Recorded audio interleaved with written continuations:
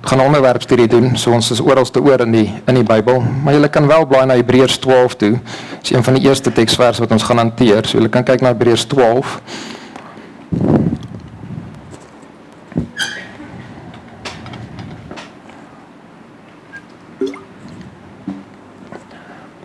Nou, as 'n inleiding wil ek jou vra, wat is van die grootste probleme in ons land? Wat is van die grootste probleme in ons land? Besoedeling, ons bly hierso, weet jy, ons is reg langs in die rivier hierso. Besoedeling is sekerlik in die top 10 van die groot probleme wat ons het in ons land. Korrupsie moet naby aan die top wees. Gebrek aan geskoolde arbeid, dis 'n groot probleem in ons land. Maar wat van as ons bietjie meer geestelik dink en geestelik vra, wat is geestelik van die grootste probleme wat ons het? Wel, een van dit sekerlik is valse Christene. Mense wat dink hulle is gered, maar hulle is nie gered nie. Nou, 'n ander massiewe probleem wat ons het, is valse kerke. Kerke wat sê hulle is kerke van Christus, maar hulle verkondig 'n ander evangelie. Hulle verkondig 'n vals evangelie. Maar dalk bo aan die lys is mense wat sê hulle is Christene, maar hulle leef nie soos Christene nie. Mense wat bely hulle is kinders van God, maar hulle leef nie soos wat 'n Christen, 'n kind van God, te behoort te leef nie. Nou, die onderwerp wat ons laas week na gekyk het, hanteer die eerste twee.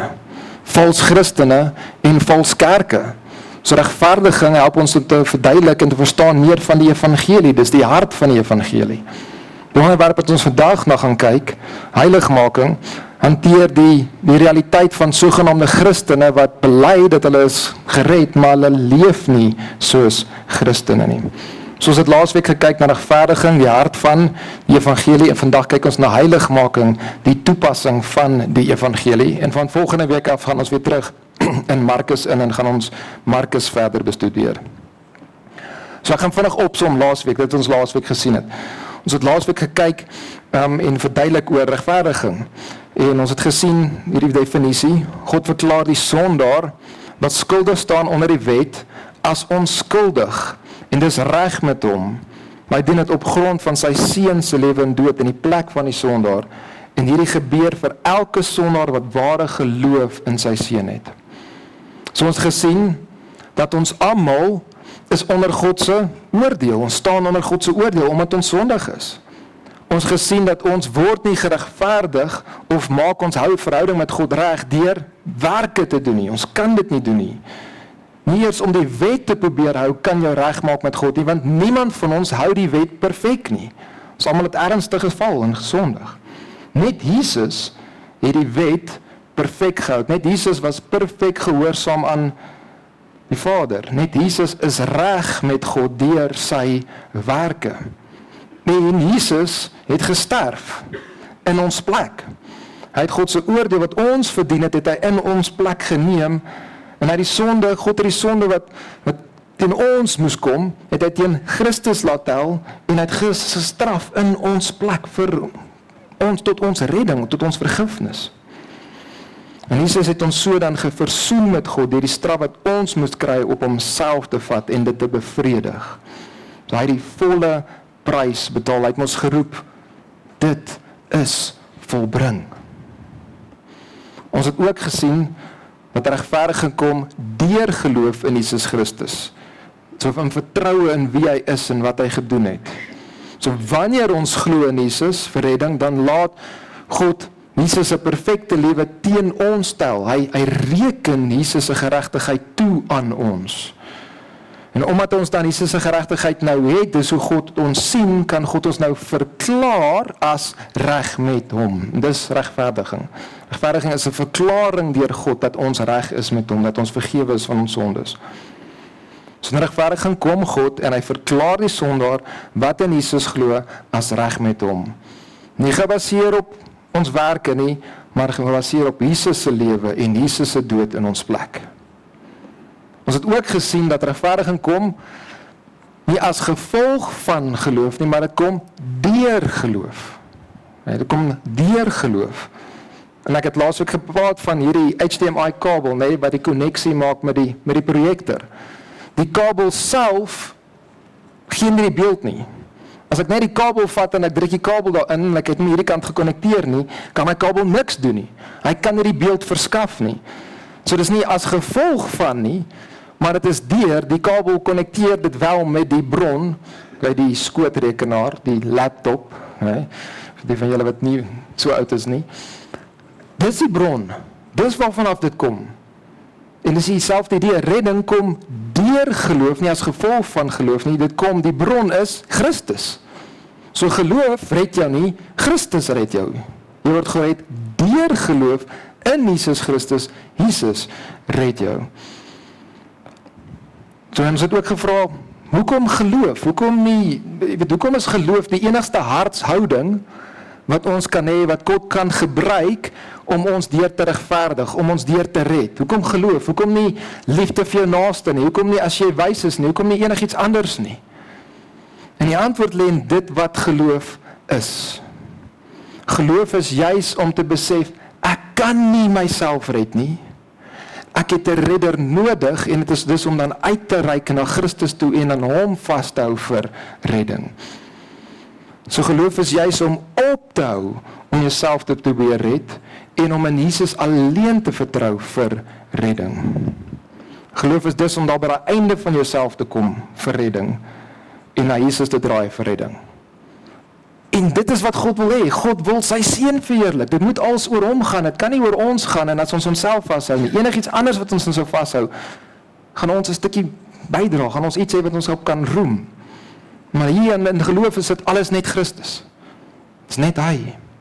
So God word tevrede gestel deur geloof, want geloof is tevrede met Jesus se werk alleen. Niks anders by nie. En ons het die illustrasie gebruik van, jy is op 'n klein skeepies, kykie, bootjie, wat ook jy wil noem, op die see, en hy sink. En as jy daar op die see en jy dobber daar rond op die see vir 'n lang tydperk en jy begin moeg raak en afgemat raak en dors word selfs, want jy kan nie hierdie seewater drink nie, jy gaan doodgaan as jy te veel soutwater inneem. En jy kan net nie meer nie. En nou kom jy 'n helikopter verby, wat doen jy?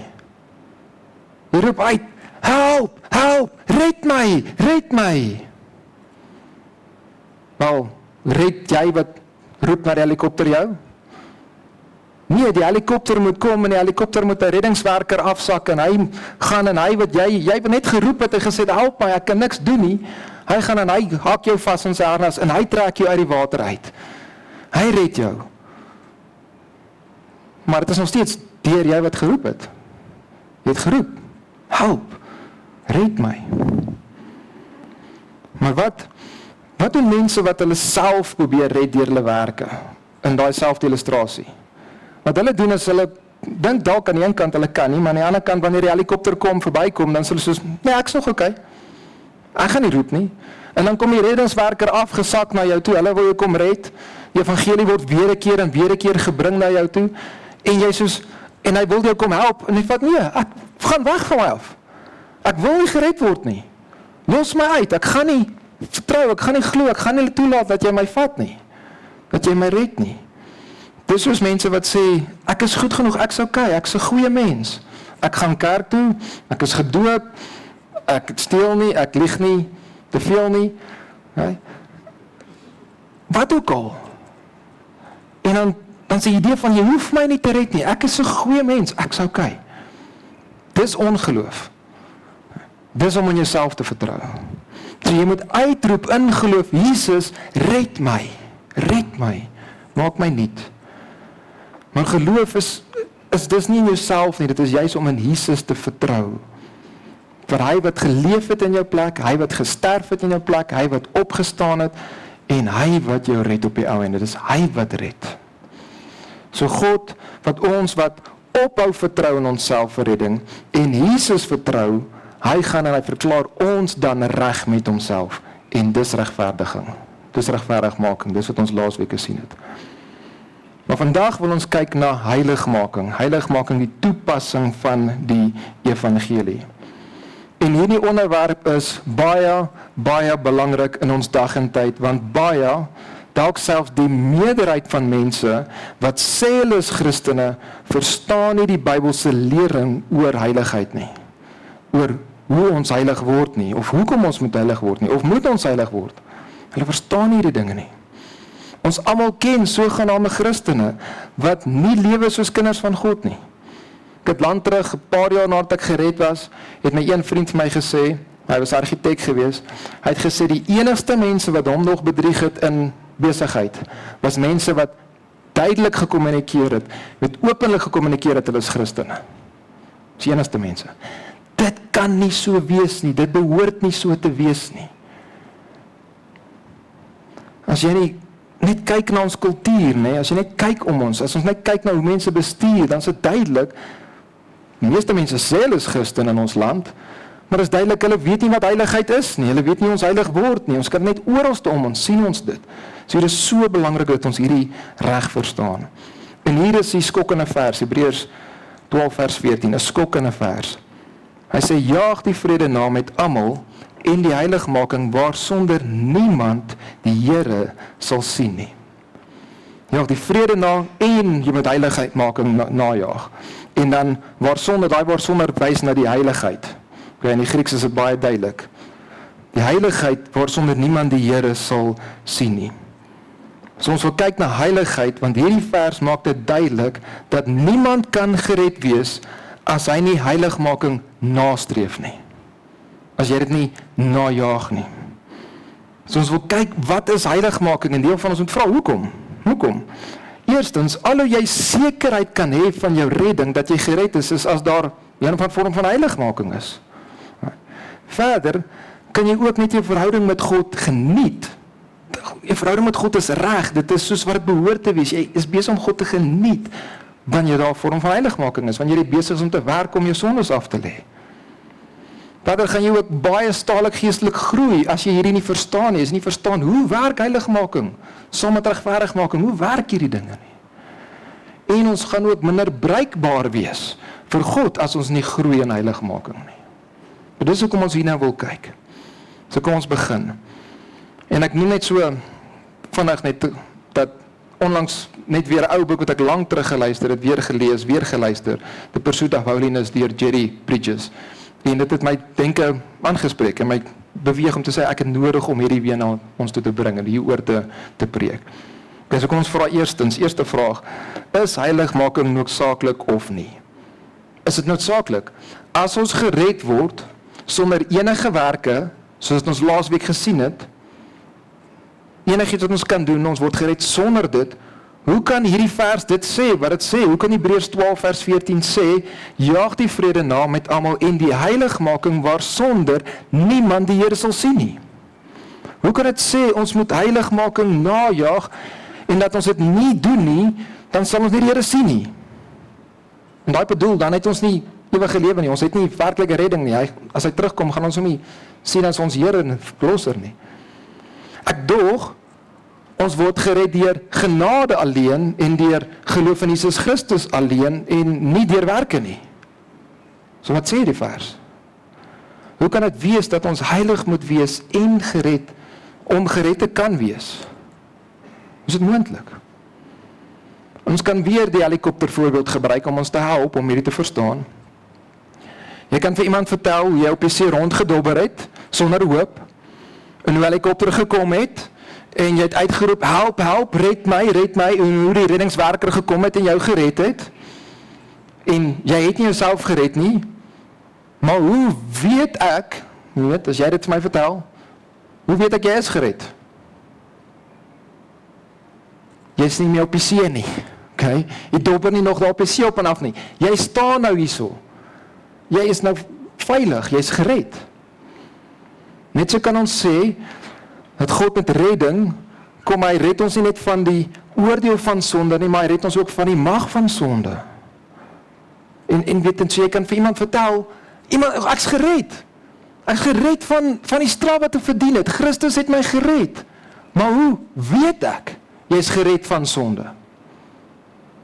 As jy nog steeds net ronddobber in jou sonde nie. Nee?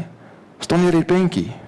Jy leef nie meer in sonde nie, jy is nie aanhoudend gedomineer deur sonde nie. Dan kan ek jou glo, kan sien, ja, jy is gered. So God red ons nie net van die oordeel van sonde nie, maar hy red ons ook van die mag van sonde. En op die ou en eendag in die hemel, selfs van die teenwoordigheid van sonde. Buitekant ons en binne ons. Dis wat die Bybel ons leer, nee? Dis wat ek nou sê, maar julle moet nie net my woord vat nie, jy moet op die ou en sê, wat sê die woord? So kom ons kyk wat sê die Bybel hieroor. Romeine 6 vers 1, en daar is soveel verse wat ons daartoe kan gaan. Maar ek het gekies om meestal in Romeine te bly. Romeine 6 vers 1. Wat sal ons dan sê? Paulus het nou net gepraat oor redding, deur geloof alleen, en dat ons is reg, ons het nou vrede met God, as gevolg van Christus se werk, en geloof alleen, en dan sê ons, wat sal ons dan hiervan sê? As dit dan uit genade is, nie deur werke nie, sal ons uit die sonde dan bly, dat die genade meer kan word?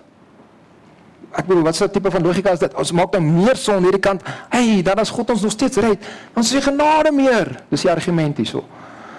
En dan skryf Paulus, nee stellig nie, of soos die 2020 sê, hoegenaamd nie, absoluut nie, hierdie kan nie wees, hoe Christen dink nie. Ons, luister aan sy woorde, waar die sonde afgesterf het, hoe kan ons nog daarin lewe? Romeine 6, vers 11 tot 14, so moet julle ook reken, dat julle wel vir die sonde dood is, maar lewendig is vir God in Christus Jesus, onze Here.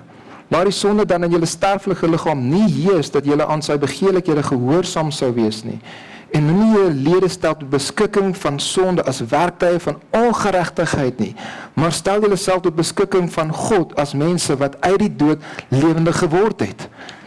Dus redding is, jy was dood, nou as jy geestelik lewendig, jy kan nie net aanhou gaan dobber op die see nie, dood wees nie.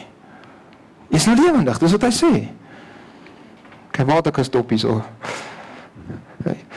Maar stel julle beskikking, middel van vers 13, julle self beskikking van God as mense wat uit die dode lewendig geword het, en julle lede as werktuie van geregtigheid in die diens van God, want die sonde sal oor julle nie heers nie, want julle is nie onder die wet nie, maar onder genade. Soos jy gered is deur genade, dan juis gaan sonde nie meer oor jou heers nie. As jy nog onder die wet is, jy gaan dit kan doen nie. Sonde gaan nog heeltyd jou boetjie. Romeine 8 vers 12 tot 14. Daarom dan broeders, is ons skuldenaars nie aan die vlees, om na die vlees te lewe nie. Want as julle na die vlees lewe, sal julle sterwe. Maar as julle deur die gees die werke van die liggaam doodmaak, sal julle lewe. Want almal wat deur die gees van God gelei word, die is kinders van God. En die gees van God word wat genoem? Die Heilige Gees. En as die Heilige Gees jou lei, waarin gaan hy jou lei? Hy gaan jou lei in heiligheid in. Nie net aanhou in jou sonde nie. Nog 'n vers. Laaste ene. 2 Korintiërs 5 vers 17. Daarom, as iemand in Christus is hy 'n nuwe skepsel. Die ou ding het verbygegaan, kyk, dit het alles nuut geword. So as jy gered is, jy is in Christus, die konneksie is daar, dan is jy 'n nuwe skepsel, die ou ding het al verbygegaan. As dit so is, dan kan jy net aanhou lewe in jou sonde nie. Dit moet nuut gebeur. Jy is verander. Terug wanneer God ons red, dan verander hy ons. Hy maak ons nuut. Hy begin ons help om heilig te lewe. Hy begin ons verander om meer soos Jesus te wees. So die ou wat nog op die see ronddobber, is duidelik nog nie gered nie. Hy is nog op die see. Die ou wat nou op die land rondloop, is nie gered deur hy wat nou op die land rondloop nie. Dit red hom nie, dit hou hom ook nie eens gered nie. Hy is gered gewees deur die helikopter, die reddingswerker. Maar hoe weet ons dit het gebeur? Want hy lewe nou anderste. Hy wandel nou hier. So heiligmaking red jou nie, dit bewys net dat jy gered is. 'n wedergeborene lyk soos 'n wedergeborene, soos my het altyd gesê het. So as jy gered is, dan is heiligmaking nie opsioneel nie. Dit sal in jou gebeur oor tyd. Jy is nou op die land, jy is nou 'n nuwe mens, jy moet nou anders lewe. Dus eerstens, is heiligmaking noodsaaklik? Nee, dit is absoluut noodsaaklik, dit is nie opsioneel nie. Tweedens, wat is heiligmaking en wat is dit nie? So ek wil jou vra, wat dink jy aan, as jy dink aan heiligmaking, heiligheid? Wat is die prentjie van die persoon, wat jy daar dink? En dalk is hierdie prentjie van jou wit, 'n kroontjie, 'n engel, of dalk is jou prentjie swart en bruin klere, en bly daar een kant in 'n klooster, 'n non of 'n monnik, afgesonder.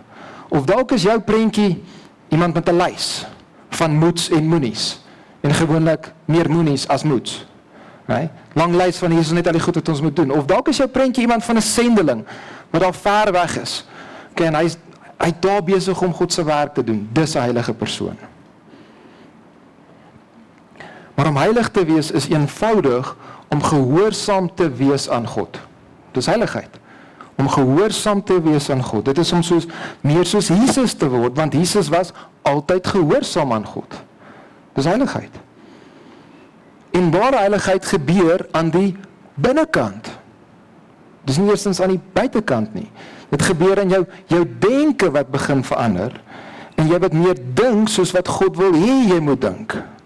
En as jy so begin dink, dan begin jou begeertes verander, dan begin jy begeer en wil hê meer dat God wil hê jy moet begeer. En as jy anders wil begeer en anders te wil hê, dan gaan jou aksies en jou dade en jou woorde gaan dan begin verander. Nou sit aan die buitekant, nou kan ons dit sien. Nou kan ons sien, hier is redding. So, 'n werklike heiligheid is dus aan die binnekant. Jy wat meer gehoorsaam begin word aan God, maar dis omdat jou denke verander was en jou begeertes verander was. En dan begin jy die vrug van die Gees uitleef in jou lewe. Maar ek het nou nog heeltyd gepraat van progressiewe heiligmaking, 'n spesifieke vorm van heiligmaking. Maar die Bybel praat van 3 verskillende vorme of tipes van heiligmaking. 3, daar's posisionele heiligmaking, daar's progressiewe heiligmaking en daar is perfekte heiligmaking. En ek gaan hierdie vinnig hanteer, moenie van die trein of die bus afval ergens nie, bly by my. Eerst in ene, posisionele heiligmaking. Dit gebeur wanneer jy gered word en wanneer jy geregverdig word. Hoe God maak jy dan sy kind, jy is dan afgesonder, een kant geplaas, dis wat die woord heilig beteken. Jy is afgesonder, een kant geplaas van die res van die wêreld. Jy is nou sy kind. God kyk anders na jou. Jy is op daai manier geheilig, afgesonder, een kant geplaas. Een van Paulus se gunsteling woorde om te praat van Christene is die woord die heiliges. Hy gebruik dit ten minste 40 keer in sy briewe, te praat van die heiliges. 1 Korintiërs 1 vers 2. Skryf Paulus aan die gemeente van God wat in Korinthe is, aan die geheiligdes in Jesus Christus, die geroepe heiliges. En as jy dink aan die Christene in Korinthe, was hulle hierdie perfekte Christene gewees. Nee, dit is soos die slegste kerk in die Bybel omtrent. Hulle het allerlei probleme gehad en allerlei sondes gehad. Hulle was nie prakties heilig nie. Maar Paulus sê, hy noem hulle as geheiligdes en heiliges. Want God hanteer hulle nou anders. Hulle is sy kinders, dis wat werklik gered is. En dan God hanteer hulle nou anders as die res van die wêreld. Hierdie is posisionele heiligmaking. En die Bybel praat daarvan. Die laaste ene is wanneer ons sterf, wanneer ons doodgaan en jy is gered, dan kry ons volkome, word ons dan heilig gemaak. Volkome heiligmaking vind plaas. Jy is dan in 'n plek waar buitekant jou is daar geen sonde meer nie, en selfs binne in jou is daar geen sonde nie. Jou liggaam is selfs verheerlik en heilig. En dit is perfekte heiligmaking. So posisioneel is heel aan die begin, en 'n perfekte een is heel aan die einde. En baie keer ek het julle al geleer, die Bybel praat van redding op hierdie manier en heiligmaking op hierdie manier. Jy kan, dis hoe die Bybel beskryf, hy gebruik die woord redding so, redding, en dan gebruik het redding, proses, en dan redding, finaal, volkome, maar hy gebruik die woord heilig ook so, heilig, of geheilig, heiligmaking, en dan heilig, perfekte, volkome heiligmaking, aan die einde, in die hemel. Maar ons kyk vandag na die middelste stuk, hierdie proses van heiligmaking, progressiewe heiligmaking. En wanneer ons van heiligmaking praat, is dit gewoonlik waarvan ons praat. En hier is 'n definisie. Progressiewe heiligmaking is die proses tydens hierdie lewe waar ons werk met die krag wat God gee deur die woord en gebed in die liggaam, die kerk, gemeente, te gebruik om meer en meer heilig te lewe of meer soos Jesus te word of meer gehoorsaam te wees aan God. So hierdie is 'n proses. Dis 'n proses. Geen Christen reg nadat hy gelewe het, leef sondeloos die res van sy lewe nie. So enigeen van julle kan sê, "Hey, dit was my ervaring want ek gered is, so maklik. Alles, ek doen net enigiets reg." Okay? Nee, dis 'n proses. Dit vat tyd, dit vat werk. Dit gebeur nie net outomaties nie. God zap jou nie net en nou is jy prakties heilig nie. Dis 'n proses. Inteendeel die res van jou lewe gaan jy besig wees en moet werk aan hierdie om meer heilig te word. Om te groei in gehoorsaamheid aan God, om meer soos Jesus te word. Dit gaan die res van jou lewe vat. Verder sê die definisie, progressiewe heiligmaking is die proses tydens hierdie lewe waar ons werk met die krag wat God gee. En hierdie is baie belangrik om te verstaan. Hierdie bring ons by ons volgende vraag. Hoekom groei baie Christene nie? Hoekom groei baie Christene wat dalk werklike Christene is, groei min, stadig. Lyk amper asof hulle nie groei is nie. Baie mense groei nie in heiligheid nie, want hulle verstaan nie hierdie dinamika in heiligmaking nie. Ons werk en God werk. Ons werk met God se krag. Aan die een kant verkeerde maniere hoe mense dit verstaan. Aan die een kant het jy die meer wettiese persoon wat dink hy moet net 'n goeie lys opstel van moets en moenies en dan moet hy net hard genoeg probeer om dit te doen en dan gaan hy heilig wees. Maar hy besef nie afhanklik hy is van God en van Jesus en van die Heilige Gees om te kan verander nie. En hy probeer en hy stoei en hy word baie keer later dan net moeg. Hy kan dit nie doen nie. Baie nuwe Christene leef soos Jerry Bridges skryf. As a young Christian, I had the idea that all I had to do to live a holy life was to find out from the Bible what God wanted me to do and go do it. Maklik. Christians with maturity will smile at this naive assumption. But I see younger Christians starting off with the same air of self-confidence. We have to learn that we are dependent on the enabling power of the Holy Spirit to attain any degree of holiness. Jesus het gesê, ek is die wynstok en julle is die lote. Wie in my bly en ek in hom, dra veel vrug. As jy gered is, gaan daar vrug wees. Want sonder my kan jy niks doen nie. Ons het hom nodig. Anders kan ons niks doen nie. Ons gaan nie kan groei in heiligmaking. So aan die een kant het jy die wat sê, met hulle kan hulle self heilig maak in hulle eie lewe. Sê net vir my wat om te doen en ek sal dit gaan doen. Dis die een kant. Maar aan die ander kant het jy dies wat weer dink, ons hoef niks te doen in heiligmaking nie. Die slagspreuk, let go and let God, redelik bekend, val gewoonlik in hierdie verkeerde kant in. Hierdie siening dink ons moet net bid en God vertrou en dan sal ons heilig word. Maar hier is nie wat die Bybel ons leer nie. Oor en oor gee God ons die opdrag om te werk, of te doen, of te oefen, of te stry, of dood te maak, of na te jaag. Vir heiligheid. Ons kyk na 'n paar verse, 1 Timoteus 4 vers 7. Maar verwerp onheilige en oudwyfse fabels, sê Paulus vir Timoteus. En oefen jou in die godsaligheid. Gymnatsu jou. Kyk, dis waar die woord gym het ook daar 'n koneksie. So, werk jouself in die godsaligheid en om meer soos God te word, om heilig te wees.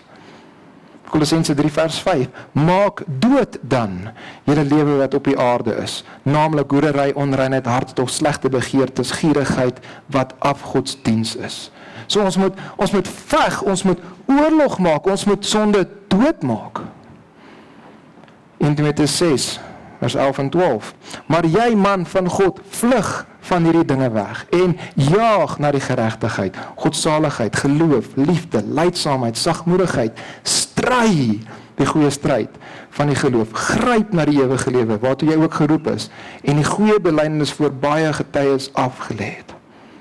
En wil kyk net hoeveel aktiewe werkwoorde is daar wat hier gedoen moet word. Dis werk.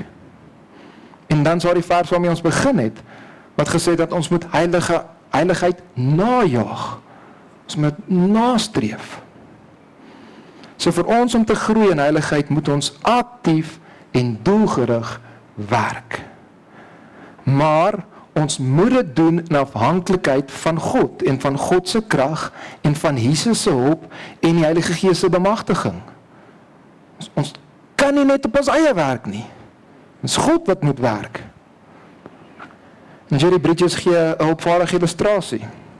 Hy sê 'n boer ploeg sy lande, hy werk kompos in die grond en hy saai die saad, maar hy weet dat hy is afhanklik van kragte buitekant homself, buitekant sy beheer, om 'n goeie oes te kan hê.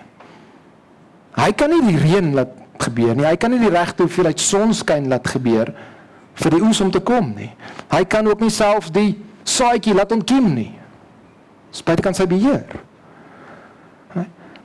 Vir 'n suksesvolle oes is hy afhanklik van God vir hierdie dinge. Maar hy weet ook dat as hy nie getrou sy verantwoordelikhede om te ploeg en te bemes en te saai en te bewerk, dit doen nie, dan gaan hy ook nie 'n oes hê nie. Hy moet dit doen. Hy moet werk, maar hy weet hy is afhanklik van God vir daai werk om enige oes in te bring op die einde. En Bridges sê dan, farming is a joint venture between God and the farmer. The farmer cannot do what God must do, and God will not do what the farmer should do. Inteendeel, God het vir ons alles gegee wat ons nodig het om vir hom te kan leef. En net so is dit as dit kom by heiligheid. Ons sal geen graad van heiligheid bekom as God nie werk nie. Maar ons sal ook nie heilig word as ons nie werk insit nie, moeite insit nie. Maar luister, en hierdie moet jy verstaan, daar is een baie groot verskil tussen die boer wat 'n oes soek en die Christen wat heiligheid soek. Weet julle wat is die verskil? Die boer het geen belofte dat hy hierdie jaar 'n goeie oes gaan kry nie. Hy kan doen wat hy wil, maar hy het nie 'n belofte dat hy beslis 'n goeie oes gaan hê hierdie jaar nie. Maar die Christen aan die ander kant het baie beloftes dat ons sal heilig word as ons werk. Ons het baie beloftes hieroor. Myne 8 vers 28-29, een van die bekendstes.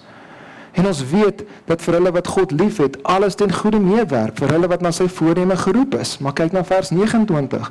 Van die wat hy van tevore geken het, deed hy ook van tevore verordeneer om gelykvormig te wees aan die beeld van sy seun.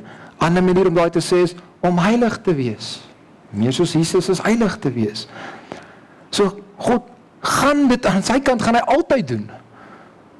Jy gaan al die son en al die reën en al die dinge wat jy nodig het vir heiligmaking, nê? Ek illustrasie te gebruik. Gaan hy gee. Elke jaar, elke oes. Ons moet net ons werk met ons doen. God gaan ons nooit begewe of verlaat nie, nê? Hy sal die goeie werk wat hy ons begin het, sal hy volbring tot op die dag van Christus. Filippense 1 vers 16. Wanneer Jesus sy disippels uitstuur, nê, om te gaan disippels maak, dan sê hy vir hulle, gaan leer hulle om alles te onderhou wat ek julle beveel het. Dis om heilig te wees. En dan sê hy, ek is saam met julle tot aan die einde van die wêreld. Hy's daar. God's 100% in hierdie elke keer. Dis ons kant wat baie keer missing is. So God sal ons help om heilig te lewe as ons hom vra en dan in afhanklikheid van hom werk ons met die toerusting wat hy vir ons gegee het om heilig te wees. So as ons dan daai instrumente gebruik wat God vir ons gee om meer heilig te leef en ons vertrou op hom in afhanklikheid, dan sal ons groei. Dis beloftes daaroor. Filippense 2 vers 12 en 13. Daarom my geliefdes, werk julle eie heil of julle eie redding uit met vrees en bewering. Hoekom? Want dit is God wat in julle werk om te wil sowel as om te werk na sy welbehae. Ons moet werk want God werk in ons. Maar sê daai vers God sal dalk in ons werk? Die partykeere? Nee, God werk beslis in ons. Omdat hy absoluut in ons werk, daarom moet ons werk. Daarom moet ons alles insit. Ons weet, ons gaan 'n hoes, die heiligheid gaan ons kry, as ons werk, want God werk in ons. So hoekom groei baie Christene nie? Want hulle verstaan nie dat heiligmaking moet ons werk in afhanklikheid van God nie. Ons moet werk, want God werk in ons. Verstaan dit nie. En nou kan ons vra, hoe word ons meer heilig? Hoe word ons meer heilig? Wat is die proses hier? En oor sê die Bybel vir ons moet verander in ons denke of in ons hart, maar vir hart kan jy eintlik ook so wys, okay, as jy Bybels praat. Die denke. Okay? Die hart is ons denke, ons begeertes, ons wil alles saam, dis die hart. Maar veral die verandering begin in die denke gedeelte van die hart. Dit wat ons dink. Okay? Dis waar die verandering moet kom. As ons denke begin verander, dan kan ons begeertes daardeur begin verander. So as ons begin anders dink oor die wêreld, anders dink oor alles wat belangrik is ensovoorts, nê? Dan begin ons begeertes verander. Wanneer ons begeertes verander, dan begin ons wil verander. As ons wil verander, dan begin ons aksies en ons dade verander. Dan verander ons aan die buitekant. Dan wil ons doen dit wat God wil hê ons moet doen. So ons denke moet verander, ons hart moet verander. Daai stuk van ons hart. Die Bybel leer hierdie oralste, soos 2 plekke, Romeine 12 vers 2. Julle moenie aan hierdie wêreld gelykvormig wees nie. Ander manier om daai te sê is ons moet heilig wees. Kan julle moet heilig wees, jy moet gelykvormig wees in die wêreld nie. Maar verander word deur die vernuwing van julle denke. Efesiërs 4 vers 22 tot 24 wat hierdie proses van verandering so duidelik vir ons maak. Sê naamlik dat julle wat die vroeë lewenswandel betref, die ou mens moet aflê, ons moet ou gewoontes stop, sondige dinge moet ons stop. Wat as gevolg van die misleide drange vergaan. Sien, daar is jou begeertes verkeerd. Kyk, hoe gaan jy begeertes aanspreek? Denke, vers 23. Jy moet eerder in die aard van julle denke vernuwe word. Vers 4, nou gaan die aksies, nou gaan die dade verander. Vers 24, ja, trek die nuwe mens as kleed aan, wat in ware geregtigheid en heiligheid in ooreenstemming met God geskep is. So die skanier waarop verandering draai, is die denke. Dit wat jy dink.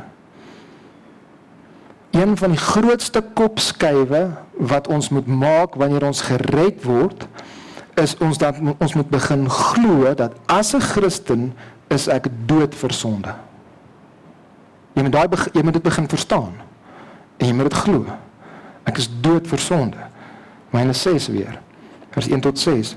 Wat sal ons dan van hierdie dinge sê? Sal ons in die sonde bly dat die genade meer kan word? Nee, stellig nie. Hoegenaamd nie. Absoluut nie. Ons wat die sonde afgesterf het. Hoe kan ons nog daarin lewe? Jy's dood vir daai sonde. Jy kan nie meer aanhou in dit nie. Vers 4. Ons is dan saam met hom begrawe deur die doop in die dood, sodat net soos Christus uit die dode opgewek is, die heerlikheid van die Vader ons ook so in 'n nuwe lewe kan wandel. Ou jy het gesterf vir sonde, ons nou 'n nuwe lewe. Vers 5. Want as ons met hom saamgegroei het deur die gelykvormig aan sy dood, sal ons dit ook tog wees deur die aan sy opstanding. So as jy gered is en sy dood getel vir jou vir regverdiging, okay? Nou is jy 'n nuwe mens, nou gaan dit tel vir heiligmaking. Dis die punt. Vers 6. Aangesien ons dit weet, dat ons ou mens saam gekruisig is, so die liggaam van die sonde tot niet gemaak sou word, en ons nie meer sonde sou dien nie. En daai woord dien, is die werkwoordvorm van die Griekse woord doulos. Slaaf, dat ons hom nie meer sal dien as 'n slaaf nie. Ons is nie meer slawe van sonde nie. Ons is dood vir sonde, ons is nie meer slawe van sonde nie. Ons kan nou vir God lewe, ons kan nou heilig lewe. Luister wat sê Paulus dan in vers 11. So moet julle ook reken, okay? Dink, glo, sien as waar, dat julle wel vir die sonde dood is, maar lewendig is vir God in Christus Jesus ons Here. So, dis die verandering wat moet gemaak word. Ja, ek het nog sondige gewoontes, ek sukkel nog met my vlees, ek het nog begeertes wat nog nie reg is nie, maar ek kan nou, begin hier sê, ek kan nou verander, ek kan werklik God verheerlik. Dis die verandering wat moet gebeur in jou denke. So ons hierdie begin glo en sien as waar, ons denke moet verander word. Ons was slawe van sonde, en ons vlees, maar nou kan ons gehoorsaam wees aan God. En jy moet dit glo, jy moet dat dit jou denke begin verander. En nou op elke liewe area van die lewe begin jou denke meer verander, en meer in lyn word met God se woord. Ons moet ook glo dat ons het nou die Heilige Gees, né, wat in ons woon. Dit beteken, ons kan nou vir God leef, want ons het in hom die krag om sonde te kan oorwin, om te kan nee sê vir sonde. En hierdie idees, hierdie is basies net die basiese wegspringblokke, waarhede, wat jy nodig het vir jou denke om te verander. Daar is soveel meer wat mens kan sê, en waar mens kan aan te gaan, ons kan dit nie vandag hanteer nie. Nee? Ons gaan nie daarna kyk nie. Kom ons kyk nou weer terug na die definisie. So, as ons net gedink het, hoe verander ons? Denke wat moet verander. Spesifiek hierdie oor, ons is nie meer slawe van sonde nie, ons kan nou eintlik vir God lewe. Kyk nou weer na die definisie. Progressiewe heiligmaking is die proses tydens hierdie lewe waar ons werk met die krag wat God gee deur die woord, gebed en die liggaam, die kerk te gebruik om meer en meer heilig te lewe, om meer soos Jesus te word, om gehoorsaam te wees aan God. En hierdie beantwoord 'n verdere vraag, 5de vraag, wat moet ons gebruik om heilig te word? Wat is die instrumente wat God vir ons gegee het? Wat 'n gereedskap het God vir ons gegee wat ons moet gebruik in heiligmaking? En die hoofinstrument, as ons hom 'n instrument kan noem, is die Heilige Gees. Die Heilige Gees. God werk in ons en verander ons deur die Heilige Gees. Die Gees wys vir ons uit waar ons nie in lyn is met God se woord nie. So dis die Gees wat jou dus bewus maak van meer sonde in jou. Ek hou aan hierdie ding doen en die God se woord sê dit oor leuns of wat ook al, oor woede. En die Gees wys dit vir jou uit. En die Gees skep dan in ons 'n begeerte om heilig te lewe, soos wat ons spesifiek die woord gebruik. En die Gees word ook bedroef, né? Wanneer ons sondig, dan word die Gees bedroef en hy gebruik ons gewete ook om ons aan te spreek van daai sonde en jy voel sleg. En jy besef hierdie was verkeerd. En die Gees gebruik dit om jou te verander en weg te draai van jou sondes af. Verkeerde kant toe gaan. So ons moet in afhanklikheid van die Gees moet ons leef. Maar hoe doen ons dit? Hoe wandel ons in die Gees, een van die Bybelse terme? Hoe werk ons vir heiligheid in afhanklikheid van die Heilige Gees? Ons doen dit deur die gereedskap wat die Gees vir ons gegee het te gebruik om heilig te leef. Dis hoe jy wandel in die Gees. Jy gebruik die dinge wat hy vir jou gegee het. Ons wys afhanklikheid van die Gees deur gebed, te bid. Dis een van die gereedskapstukke. Sonder gebed sal jy nie heilig word nie. Jy moet in afhanklikheid van God werk om te verander en jy wys daai afhanklikheid van God deur te bid. God het gekies om te werk in die wêreld en te werk in ons deur ons wat bid. Hy sê vir ons so in sy woord. So ons moet bid. Ons moet bid dat ons meer heilig sal word. Ons moet bid dat ons in die Gees sal wandel. Ons moet bid as ons in Jesus wil bly, né, en veel vrug wil dra. Ons moet bid. So ons met die geestelike dissipline van gebed moet ons kweek. So ons moet werk, ons moet soeg, ons moet sweet in gebed. Stry in gebed, soos die Bybel ook sê. Maar ons 'n paar maande gelede het ek hieroor gepreek, oor gebed, so ek gaan nie dit weer preek nie. Nee, ons gaan dit nie herhaal nie. Maar die punt is, ons moet in gebed, moet ons afhanklik wees van God om ons heilig te maak. En prakties moet ons bid in die algemeen, Here, maak my heilig, help my om te verander, maar dan moet jy ook bid vir spesifieke sondes. Here, ek sukkel met dit. Here, gee vir my meer geduld in hierdie omstandighede. So algemeen, vra die Here, help my, verander my, en dan spesifiek, bid oor daai spesifieke struggles wat jy het. So ons wys ons afhanklikheid van die Gees deur gebed. Tweedens, ons wys ons afhanklikheid van die Gees deur die woord. Dis die ander instrument wat die Heilige Gees vir ons gee. Hy is die een wat die woord geïnspireer het. So ons moet konstant en konsekwent die woord inneem. Ons moet na God se woord gaan met die doel om heilig te word. Nie net Bybelse verse en kennis en wat ook al by mekaar te maak. Ek gaan na die woord en sê, Here, ek sukkel met hierdie sonde. Ek sukkel om hierdie ding te oorkom. Help my, wys my uit die woord uit hoe ek moet leef. En dit beteken ook jy moet kerk toe kom. Jy moet daar wees waar God se woord verkondig word. En jy moet doelgerig jouself voorberei om die woord te hoor. So Saterdag aand, Sondagoggend bid, Here, help my om meer heilig te word vandag, soos dat ek die woord hoor. So bid elke Sondag vir jouself. Maar jy kan nie net een keer 'n week, die woord inneem nie. So enigeen van julle wat bereid is om net een keer 'n week te eet, dink jy gaan sterk wees. Dis so onlogies vir ons om te dink jy kan net op 'n Sondag kom en net 'n boodskap hoor een keer 'n Sondag en dan dink jy gaan geestelik groei. Nee, jy gaan geestelik maar word. En uitteer. Ons moet dus die Bybel lees, ons moet dit bestudeer, ons moet dit memoriseer, ons moet daarop dink, dit mediteer oor dit en ons moet dit gaan implementeer. En ek wil so graag sien dat ons groei daarin, in hierdie dinge. En daarom sê ek, as jy nie besig is om skrif te memoriseer en skrif te oordink nie, dit te mediteer, dan is jy besig om stadiger geestelik te groei as wat jy kan. Dis 'n realiteit. So gaan vra jouself, wanneer laas het ek gesit en probeer om 'n vers in my kop te kry? En wanneer laas het ek gaan sit en regtig gaan dink oor 'n stuk teks en 'n vers, oor hoe moet ek anders lewe as gevolg van wat hierdie sê? Dis ons werk, dis wat ons moet doen, dis al ons oes gaan kry. Bridges skryf, it is hypocritical, so jy is soos 'n fariseer basies, jy skyn heilig, to pray for victory over our sins, yet be careless in our intake of the word of God.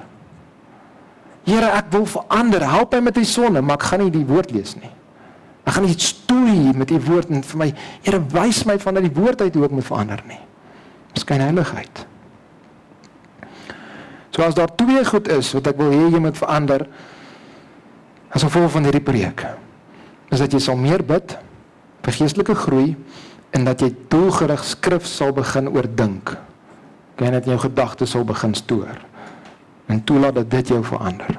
En as ons dit doen, as ons in gebed God smeek vir heiligmaking, en as ons doelgerig saam met sê maar ander skrif memoriseer, en self skrif memoriseer, en dit wil toepas, regtig dink oor hoe moet ek anders lewe as gevolg van hierdie teks, dan gaan ons gemeente meer heilig word, dan gaan ons God meer en meer geniet, en dan gaan ons jong manne sien wat manne word wat kan trou, wat manne is wat sê, ek sou graag wil my dogter met hierdie ou trou, want daar is 'n volwasse Christen man.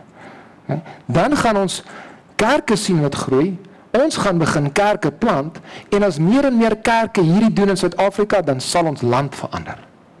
Al die probleme wat ons aangespreek het in die begin, alles van dit sal verander. Gebed, hantering van skrif, uitleef van die skrif. So ons moet heiligheid najaag, deur gebed en deur die woord. En laastens wys ons afhanklikheid van die Gees en hoe ons verander deur die gemeente. So deur gebed, deur die woord en deur die gemeente. Die Heilige Gees is die een wat gawes gegee het aan die gemeentelede vir die opbou van die gemeente, van die liggaam. Efesiërs 4 vers 16. Hy het die hele liggaam goed saamgevoeg is en saamverbind deur die ondersteuning wat elke lid gee volgens die werking van elke afsonderlike deel in sy mate, die groei van die liggaam bevorder vir sy eie opbouing in die liefde. So elke liewe lidmaat wat hulle deel doen, hulle gawes wat die Gees gebruik het, dis hoe die gemeente groei.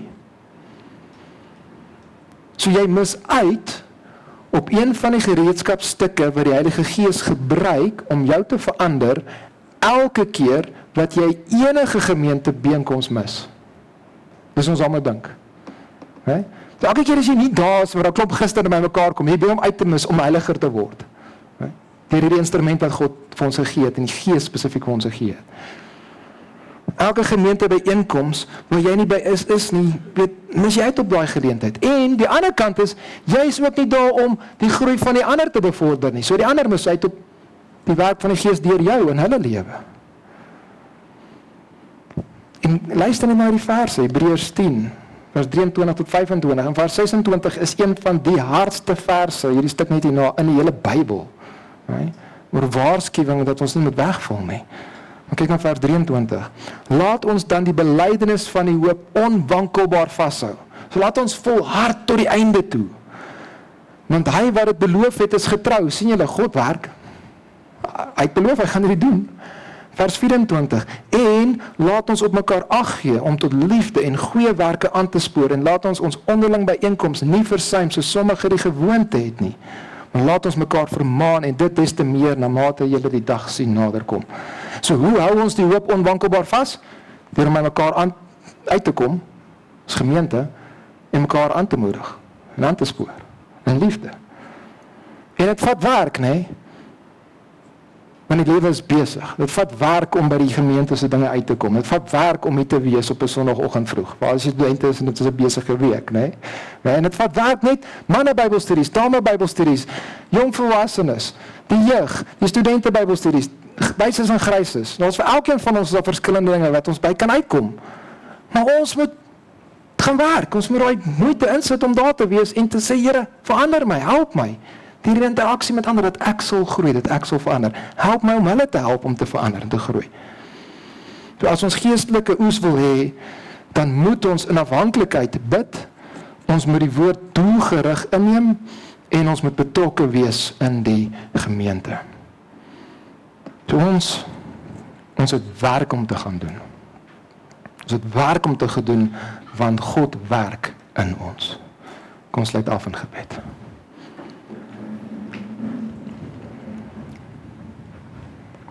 Here, ons is dankbaar dat ons oor die laaste 2 weke kon gekyk het na hierdie waarhede. Here, help ons dat ons nooit regverdigmaking en heiligmaking sal vermeng nie. En sal die twee binne mekaar probeer inpas nie, Here.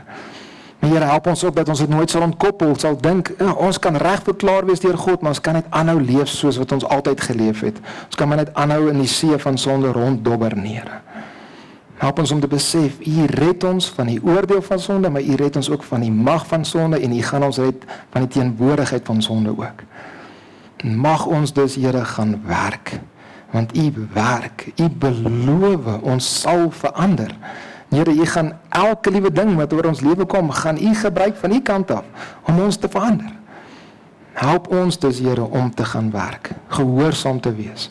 Here, om hierdie instrumente, gebed, U woord, die gemeente, te gebruik, tot U eer en U verheerliking, deur ons wat verander word, en meer soos Jesus word. En mag ons ook nou, Here, as ons by mekaar kom interaksie het, as ons nou gaan bid, as ons nou opverdeel in die jeuggroepe, as ons na die tyd by mekaar kom en ons eet saam, mag ons hierdie dinge dan al toepas. En dan al begin groei, en ons denke verander, Here. Ons bid dit in Jesus se wonderlike naam. Amen.